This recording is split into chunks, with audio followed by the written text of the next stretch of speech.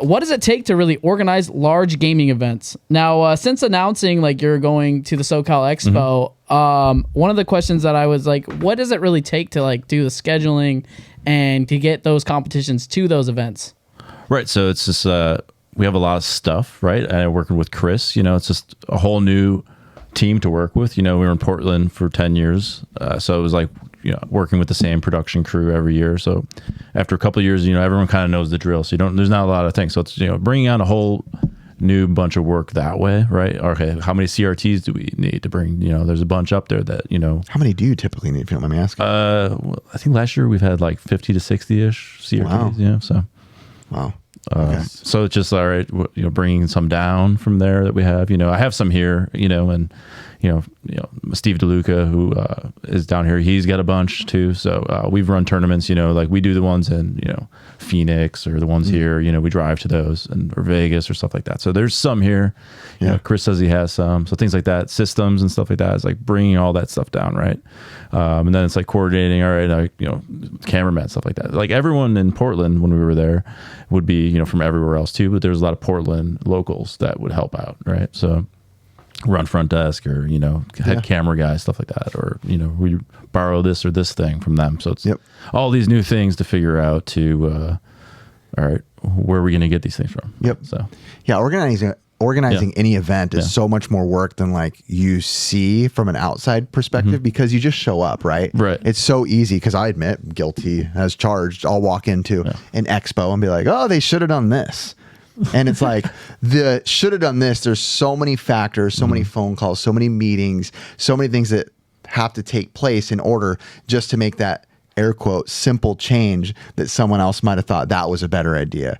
Or why don't you just do this? There's so much involved as we're learning.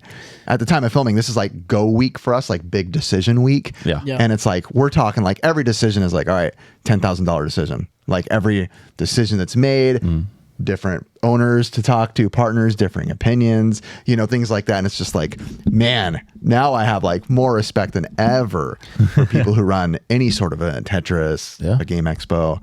What are you going to say, Chris? Well, I was going to say, like, what you're referring to is like a lot of that is like the fine details of the show. And what I've learned over running like Retro World for 9 years and like being in one space for so long, like we have gotten it down to like per foot, like I'll walk into the day of the show and I'll be like, oh, that's a big empty gap. On the floor plan that looked right, but now it doesn't look right. And so we've narrowed it down. So when go into a new venue like to Pasadena, we've never been there before, right? So as far as running a show. As far as running a show, we've been there, right? And like Vince hasn't been there before. So like there's Vince and I have already talked about this, or and I'm like, Vince, we both know like there's going to be a lot of things that probably go wrong year one. We're going to be like, that didn't work, this didn't work, and years of doing it, you'll get it dialed in. So there is a lot of just little things that you just don't know, because you're looking at paper to 3D does not always translate. Yeah, you guys actually go all the way down to the bare bones of like doing an AutoCAD file of like your square footage of the everything's in AutoCAD to the foot. To the foot, to the root by the foot, to the it is every little edge looked at. I mean, today Lance and I were just like even like talking to different voice actors and stuff, like have to talk to each. Are you okay with sharing a table? Are you? Oh, shoot! The whole cast of Resident Evil wants to come now. So okay, so would 3 of them want to be at a table? There's not really another room. Is that there's just? But it's not like you just make that decision. It's like got to call this person, find out. Oh, but that one person was okay with it. But this person wasn't okay. So now we see if we can put another table over there. We got it approved through the group. Let me call Ricky and see if there's room. It's just like it's not as simple as being like, let me just move this because I feel like that's what should go there. Or like everybody just show up. It'll just happen. Oh no. No, this week I have learned very much. It's not just show up. I'm like, all right, meeting's over. Woo! Oh, I got another meeting. It's a lot of wait, meetings. Guy wants to meet with me tomorrow. Oh, okay. So it's like, okay, yeah. Now, like, how do you determine who's going to be competing, like, in these large events? Like, how do you, leading up to it, the championship? Right. Tetris. Like qualifying for the event and stuff like that? Yeah. So, I mean, we have regional events around the United States, around the world, stuff like that. So the winner of those events, they get prize money typically, and then they're supposed to use that money to fly to the main event and compete. There's no like auto in, you're in the bracket. So Friday, before the day before your guys' expo opens, we're going to be open in our area for qualifying. And that'll be just everyone comes and, puts up, they play we've done this new system where everyone plays for 2 hours, right? You get 2 hours, it's fair. Everyone, you know, get in your groove, and we play, the stock cartridge, right? So it's just max outs, number of max outs that you get in an hour. If say you don't get a max out, it's just your highest score. So then it just seeds it based on that. Dang. Oh, wow. So. Yeah, another thing that I had, like how have the rules changed for classic Tetris as you've been a part of it for so long? Well, I mean, the players just keep getting better, so it takes more time for the games to happen, right? So the qualifying rules used to be just wait in line, right? And then you get or you can rent a station for an hour, do that. So it was just, okay, what do we do? Because people are just going to be there all day, and I think it was 2019, the year you came. The line was like 45 minutes long from when you finished a game to then wait to play another one. So that just became absurd. And it's, more about like the players and giving them time to enjoy the show that you guys are putting on, right? So they play for their 2 hours and then they can do whatever, or we have some side events that are happening. So, and then it's just, everyone gets the same amount. It just becomes more of, total fairness, right? So much involved. Chris, what would you say, or Ricky, or whoever, anybody here? You can't say any of your own. We can't say SoCal. You can't say Retro World. We're going to make people upset. Oh, God. What do you think the best convention is you've ever been to? Oh. In my opinion? Yep. And you can't say your own. I do have a favorite. It is MagFest is my favorite in the country. That show stands out different than any other show I've ever been to. They've kind of like the only show that has, MagFest is music and gaming, and they've been running that show for I don't know how many years, but I don't think there's any other show in the country that mimics what they do. We've tried to even include music at our shows. It's like kind of fits in, but what they've done with like a 4-day event, and you're literally partying like 24 hours a day there. I've been up at like 5 a.m. like this is like half EDC in the for bag, games. playing like, That's me and Ricky's favorite type of convention. yeah, it's just listen to Felix the Cat soundtrack. Have you been to Have you been to MagFest? I have not been to MagFest. Nobody else has been to it? No. Oh, No. it's my favorite show. Yeah, that's mine. Okay, Ricky, what's yours? I'm curious. Ooh, so We've been to a lot. we've been to a lot. A lot. So I'm gonna say Siege, Southeast Game Exchange. Southeast South Game Carolina. Exchange, because of what we do. We love collectibles. We love all that kind of stuff. It's amazing the stuff that comes into that expo. We were my mind was like blown. I was like, look at all this cool stuff. I loved it. I would definitely say it's probably the expo that I've seen the most unique and rare items. I don't know if because they're in just middle of, South Carolina and people just have weird stuff lying around. I don't know what it is, but the inventory there is pretty ridiculous. It's crazy. I would have to say too that my favorite is Southeast Game Exchange. My favorite game expo I've been to. Again, that's no shame on anybody else's. Yeah. Obviously, SoCal's going to be better and put them all to shame, and they'll be embarrassed and probably never run a convention after us. But How much did they pay you? $20. Actually, last night they booked my flight. And he asked the question. Weird. Austin, you heard that, right? Somebody clip that and send it. It's SEGE@twitter.com. No, but I just the inventory there for what we do. Again, being collector guys, it's not necessarily about the music. It's just about rare video games. So that's mine. Vince? I have two. So I'm a big fan of Portland Retro Gaming Expo, which is great. But most of the time I can't really enjoy the show because I'm running the Tetris Championship. So I like going to the regional events, to experience. There's smaller events, where I can then enjoy the show on my own. So I like Midwest Gaming Classic. I've heard really good things put about on that. a great show there. They have a great, homebrew room, and I like hanging out with those guys. They're all my old collecting buddies that, so they just give a room and then they just show off all their new games. I find that really cool. And they just do they had, the NBA Jam guy, Tim, out there, and they had a Pop-A-Shot World Championship, and he commentated it, and I was like, this is really unique. I would love to hear him idea. commentate something. And then he let me run. He was like, oh, what are you gonna do at my event? Last year we ran the Hatris World Championship, which I did. Let's told me about Hatris is great, actually. By the way, I did it as a joke on our Classic Tetris Twitch channel in 2000, whatever it was, when April 1st was like 3 years ago. April 1st was a Saturday. So I was like, I announced it like we were doing it, and then I was like, let's actually do it. Me and Chris Bidwell. So then we weren't gonna ever do it again. And then I told Dan Lucen about it, and he was like, let's do it here. And I was like, so the number one rule for competing is you have to wear a hat. That's awesome. You should make him wear a top hat, though.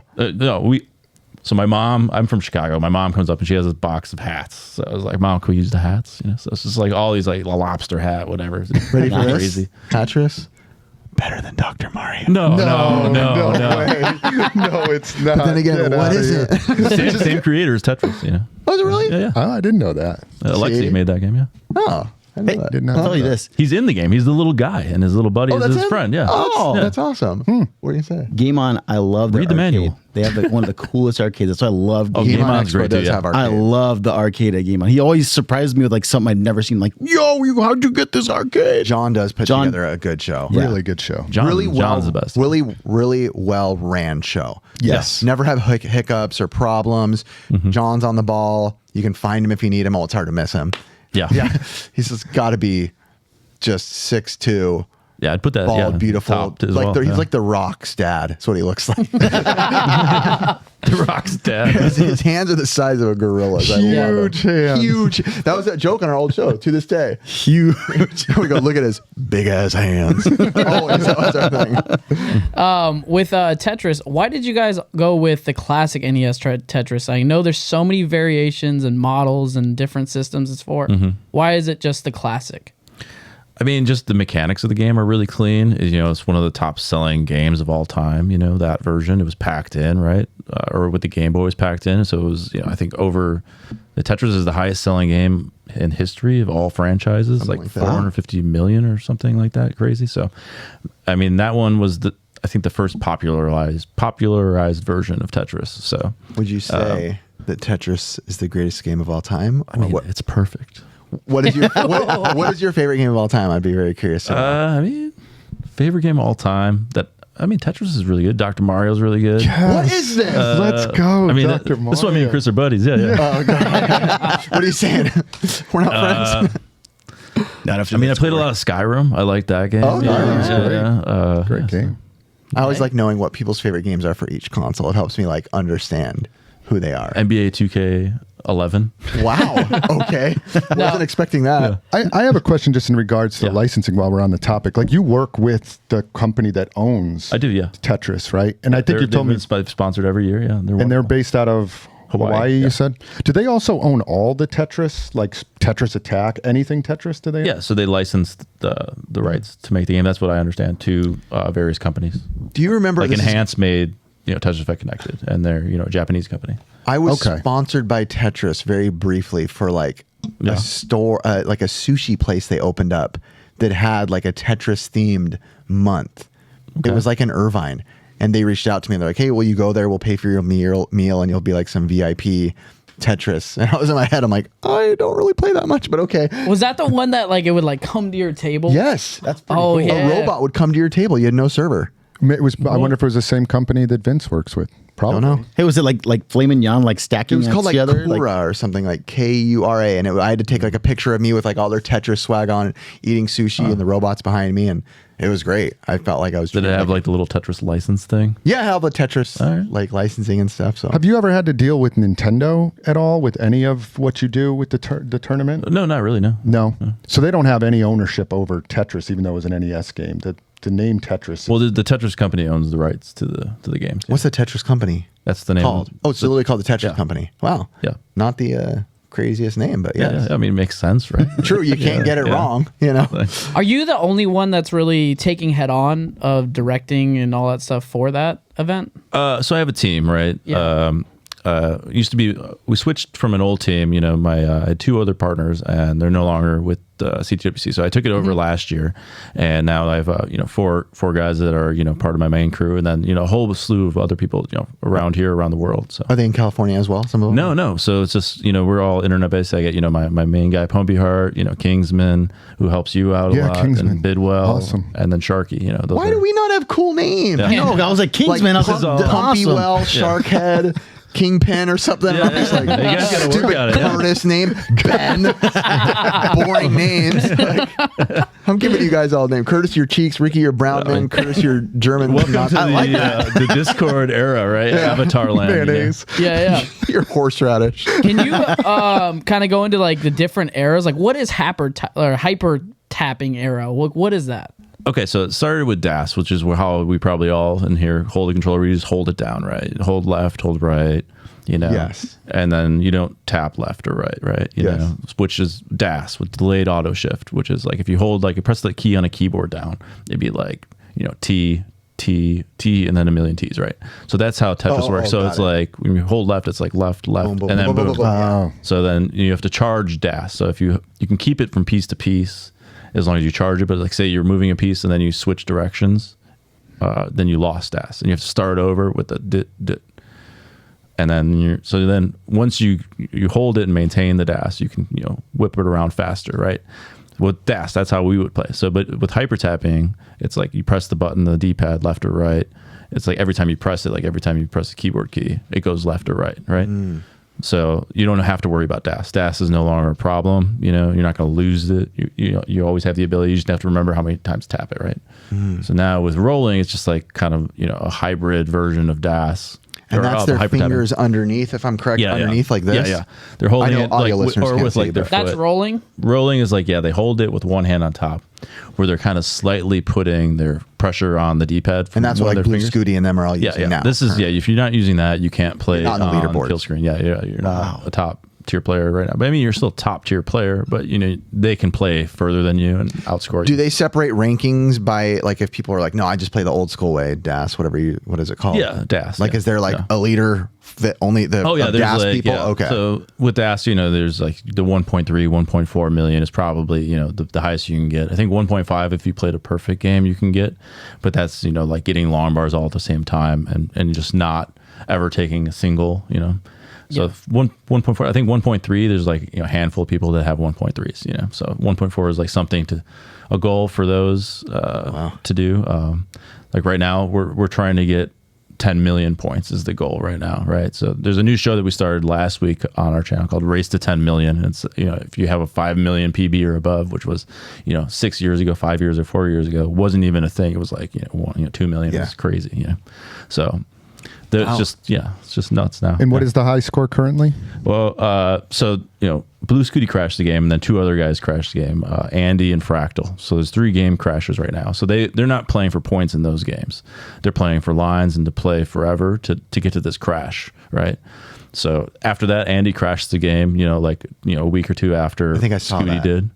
And then he, ended up getting 8.9 million. So in Scooty's game, he got 6.9, I think it was. Wow. So that was the world record at the time, which just edged over 6.7. Was Andy the guy who was like competing with him? Like they were both like at the same time, like kind of online trying to put the numbers down. And then one of them ended up watching Blue Scooty. Was that Andy? What's his name? Right, yeah. And there's Andy and there's Fractal, and because I just remember I watched one on YouTube and it was like one of the guys who was competing to do the kill screen also. Yeah, that was Fractal, I think. Okay, Fractal. And then he literally stopped and just went and watched Blue Scooties because someone in his chat was like, hey, he's about to beat it. He's going to do it, yeah. Yeah, okay. So all these top players were going for the game crash at the same time. So it's not like it just came out of nowhere. That was the goal that was set by them to attack. Dang, right? And he hit it first. And he got there first. And that's what, so Fractal was a little mad, I think. Dude, I feel like Rocky at the end of the stairs, like, dun-dun-dun. Oh, yeah. Yeah. I would have been screaming and kicking things. And so didn't you say, I think you told me that you had to like redo something with the game because otherwise you would just get to the crash. Didn't you do something with like how you handle the scoring? So that you can go on for forever kind of thing? There's people that have, created it so the game doesn't crash. Okay. So that's possible. But, the regular game you play does crash there, but you can avoid the crash, So it only crashes if you do certain things. You're forcing it to crash. Yeah. I mean, not forcing it, but like get and that's what they were at this level or whatever. And that's what they were doing, right? They were they knew exactly what they had to do, or they know the first instance, right? And then they maybe know some other instances where it might crash. Got it. So now they might try to avoid the crash, right? Wow. Like that. Now, last question on. Oh, sorry, Chris, you want to go for it? No. That answered my question. Yeah. Okay. Last question. Is there like a specific software that goes into a specific cart for you to do competitions? Software, I mean, we do this thing where it does like OCR, right?